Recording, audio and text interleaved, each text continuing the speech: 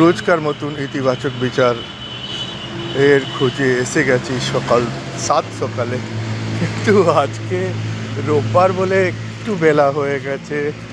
একটু আমিও আরাম, শীত হালকা হালকা পড়া শুরু করে দিয়েছে বলে একটু আমিও আজকে প্রায় আধ ঘন্টা লেটে বেরিয়েছি। ওই আধ ঘন্টা দেখুন পুরো সৃষ্টিতে পরিবর্তন হয়ে গেছে।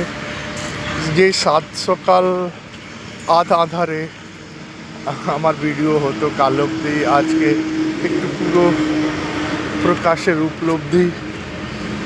যাই হোক, তো আজকে প্রশ্নটা হলো কি, আমরা দেখি কি জীবনে কিছু লোক খুবই ভাগ্যশালী হন, ভাগ্য ওনার প্রতিটা কাজে সাহায্য করে, আর অন্যদিকে কিছু লোকের সঙ্গ দুর্ভাগ্য কোনো দিন ছাড়ে না। উনি যাই করেন ওইখানেই অসাফল্য হয়, আর উনি প্রতিটা জিনিসেই অসাফল্য পেয়ে যান। সাকসেস ওনার থেকে মনে হয় দূরে দূরে থাকে।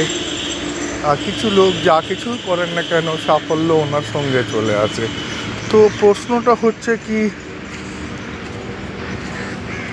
এইরকম কি কিছু আছে নাকি, মানে আমরা বলি কি ভাই উনি কি খুব ভাগ্যশালী, উনি যাই করেন তার মধ্যেই সাকসেস হয়, আর কিছু লোক বেচারা দুর্ভাগ্যশালী, যা কিছু করে না কেন তা সে সাফল্যর মুখটা যেন না দেখতে পায়। এরকম নাকি কি ঠাকুর ভাগ্যটা লেখেন ও কারোর ভাগ্যে সাফল্য লিখেছেন, কারোর ভাগ্যে দুর্ভাগ্য লিখেছেন,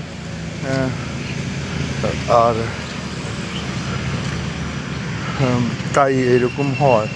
কিন্তু আমি আপনার সঙ্গে সহমত নয়, একমত নেই যে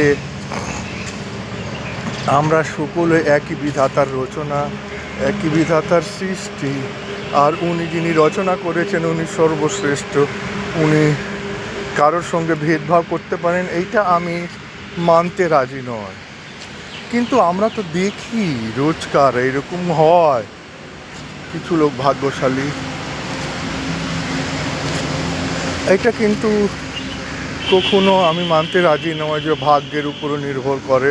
এটা সম্পূর্ণ নির্ভর করে আপনার চয়েসের উপর, আপনি কি চুনে নিচ্ছেন। আপনি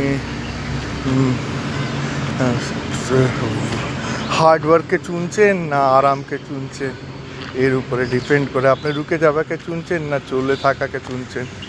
চ্যানেলকে লাইক আর সাবস্ক্রাইব করুন।